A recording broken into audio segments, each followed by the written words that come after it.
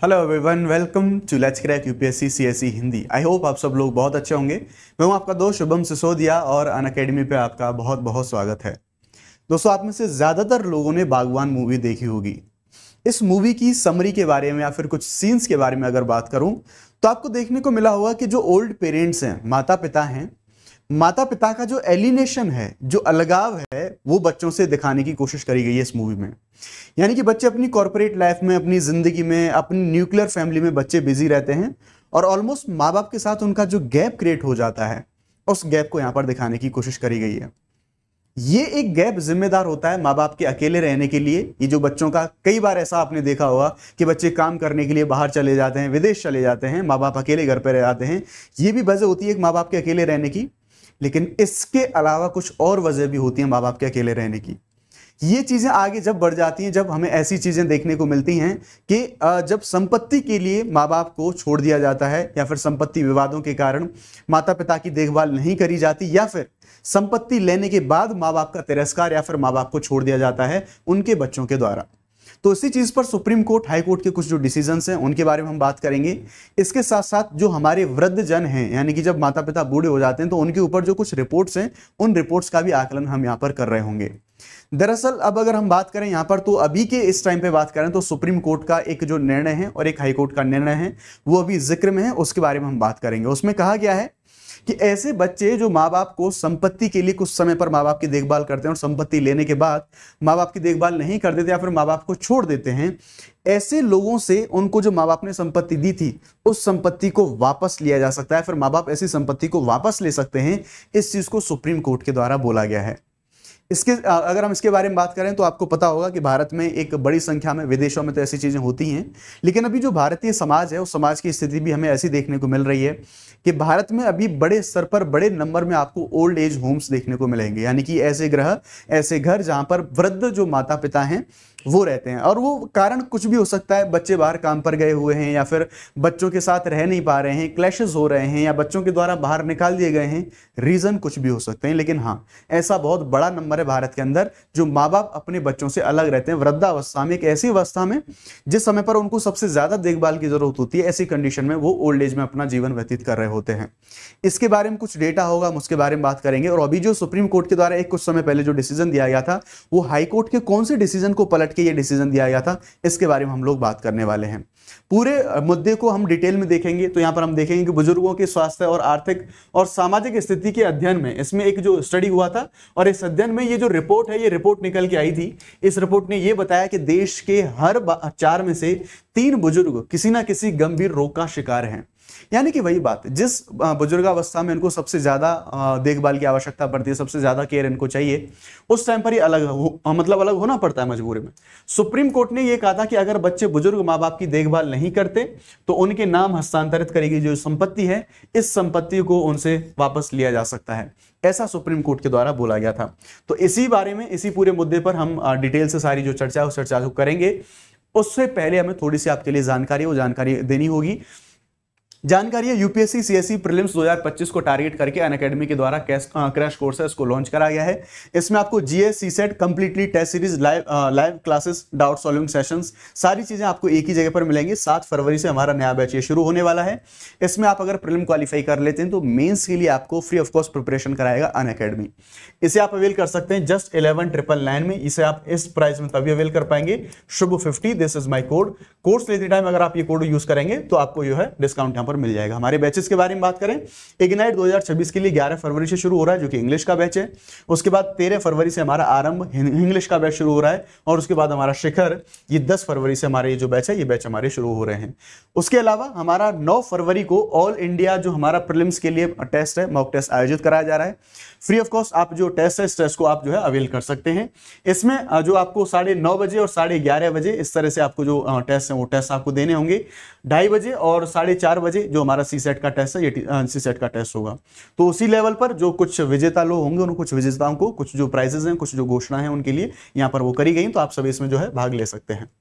अब हम यहाँ पर सुप्रीम कोर्ट के द्वारा जो फैसला दिया गया उसके बारे में बात कर लेते हैं। तो दरअसल सुप्रीम कोर्ट ने यह निर्णय इसलिए देना पड़ा सुप्रीम कोर्ट को, क्योंकि एक बुजुर्ग महिला ने इस आधार पर अपने बेटे के नाम पर जो संपत्ति थी उसको रद्द करने की मांग करी थी कि उसने संपत्ति हासिल करने के बाद उनकी देखभाल बंद कर दी। आपने अपने आसपास ऐसे बहुत सारे केसेस सुने होंगे कि बच्चे जब तक ऐसी देखभाल करते हैं, फिर जब तक माँ बाप का ख्याल रखते हैं, जब तक कि प्रॉपर्टी उनके नाम पर नहीं हो जाती। और ये केस ऐसा ही देखने को मिला। सुप्रीम कोर्ट में ऐसी याचिका गई थी कि उनके जो बच्चे हैं उन्होंने तब तक उनका ध्यान रखा था जब तक संपत्ति नाम नहीं हुई थी। संपत्ति नाम कराने के बाद उन्होंने उनकी देखभाल बंद कर दी। तो मध्य प्रदेश उच्च न्यायालय ने यह निर्णय दिया था। दरअसल ये जो सुप्रीम कोर्ट है, सुप्रीम कोर्ट ने जो ऊपर निर्णय दिया था कि संपत्ति वापस ली जा सकती है, ये एमपी हाई कोर्ट के डिसीजन को पलट के ऐसा डिसीजन दिया गया था सुप्रीम कोर्ट के द्वारा। इससे पहले एमपी हाई कोर्ट ने ये मना कर दिया था, ये कहा था जो एमपी हाई कोर्ट है कि माता पिता की देखभाल ना करने पर बच्चों द्वारा जो दी गई संपत्ति है वो वापस नहीं दी जा सकती। तो ये एमपी हाई कोर्ट का जो फैसला ये पलटा गया था सुप्रीम कोर्ट के द्वारा। अच्छा, मैं आपसे जानना चाहूंगा कि कोर्ट ने ये डिसीजन दिया है, आपको कैसा लगा? आपकी क्या राय है इस बारे में? आप अपनी राय जरूर बताएं। यहां पर चूंकि एकल परिवारों का चलन बहुत ज्यादा बढ़ रहा है, इसलिए वृद्धाश्रमों की जो आवश्यकता है वो बढ़ रही है। जैसा मैंने बागबान मूवी का जिक्र करा कि न्यूक्लियस फैमिली की अवधारणा बढ़ रही है, यानी कि हस्बैंड वाइफ और अपने बच्चे वो सिर्फ उनके साथ रहना पसंद करते हैं या फिर रहते हैं ज्यादातर, फिर चाहे कंडीशन कैसी भी हो। यानी कि मान लीजिए काम के सिलसिले में उनको बाहर जाना पड़ रहा है, फिर बाई चॉइस रह रहे हो। अल्टीमेटली बात यही कि भारत में भी जो न्यूक्लियर परिवार हैं, एकल परिवार हैं, उनका ट्रेंड भारत के अंदर बढ़ता जा रहा है। बुजुर्गों के स्वास्थ्य और आर्थिक तथा सामाजिक स्थिति पर अध्ययन की जो रिपोर्ट है, इस रिपोर्ट के अनुसार देश के हर 4 में से 3 बुजुर्ग किसी ना किसी गंभीर रोग का जो शिकार हैं। सीधी सी बात है, वृद्धावस्था में बहुत ज्यादा जो बीमारियां हैं वो बीमारियां पकड़ती हैं बुजुर्ग लोगों को, और ऐसे टाइम पर उनको ज्यादा देखभाल की आवश्यकता होती है। हर चौथा बुजुर्ग ऐसी कई बीमारियों से और हर 5वां किसी ना किसी ऐसे मानसिक रोग से ग्रसित है। यानी कि ज्यादातर बुजुर्ग बीमार हैं, चाहे वो फिजिकली बात करें चाहे हम मेंटली बात करें, ज्यादातरों को ऐसी जो बीमारियां ऐसी बीमारियों ने जकड़ा हुआ है। उसके साथ ही जीवन प्रत्याशा जो कुछ दशक पहले लगभग 45 वर्ष थी, वो आज लगभग 70 वर्ष है। यानी कि एक रीजन ये भी है, और ये अच्छी कोई ऐसा तो है नहीं कि कोई ये बहुत बुरी बात हो। अच्छी बात है कि स्वास्थ्य के क्षेत्र में हमने काफी प्रगति करी है, तो अभी जो लाइफ एक्सपेक्टेंसी है वो काफी ज्यादा बढ़ गई है। पहले जीवन प्रत्याशा 45 वर्ष हुआ करती थी, आज 70 वर्ष हो रही है। इसलिए जो ओल्ड एज है हमारे, यानी कि जो वृद्ध लोग हैं, उनकी जनसंख्या बढ़ गई है। सबसे ज्यादा अवसादग्रस्त बुजुर्ग मध्य प्रदेश में 17%, उसके बाद उत्तर प्रदेश में 14%, उसके बाद दिल्ली में 11%, और उसके बाद बिहार और गोवा में 10%। यानी कि इतनी ज्यादा, सबसे ज्यादा इन राज्यों में जो बुजुर्ग हैं वो अवसाद में रहते हैं या फिर वो डिप्रेशन जैसी कंडीशन से गुजर रहे हैं। अमेरिका की जनसंख्या संदर्भ ब्यूरो के द्वारा दरअसल एक स्टडी करा गया था। इन्होंने ये बताया कि 2050 तक आज का युवा भारत तब बूढ़ा हो जाएगा। यानी कि ऐसी बात नहीं, ये लोग भी वृद्ध हो रहे हैं। जो ऐसे बच्चे जो माँ बाप का ख्याल नहीं रख रहे, वो भी एक दिन बूढ़े होंगे। क्योंकि अभी हम कह रहे हैं हमारे पास डेमोग्राफिक डिविडेंड है, अभी हमारे पास युवाओं की जनसंख्या ज्यादा है, लेकिन एक दिन ये युवा भी तो बूढ़े होंगे। ये चीज भी तो हमें देखने को मिलेगी। भारत में भी 6% आबादी 60 साल या फिर उससे अधिक की है, ध्यान रखेंगे। अभी सिर्फ 6% है ये, लेकिन 2050 तक ये जो बुजुर्गों की आबादी है ये 20% तक हो सकती है। यानी कि अभी जो लोग युवा हैं, कल को जाके वो भी तो वृद्ध होंगे, तो उनके सामने भी ऐसी समस्या आएंगी, और इसका जो प्रभाव है वो स्वास्थ्य पर, समाज पर और अर्थव्यवस्था पर, इन तीनों पर पड़ना तय है। हालांकि सरकार के द्वारा कुछ कोशिशें करी जाती हैं, पर क्वेश्चन यही उठता है कि क्या सरकार जो कोशिशें कर रही है वो काफी हैं?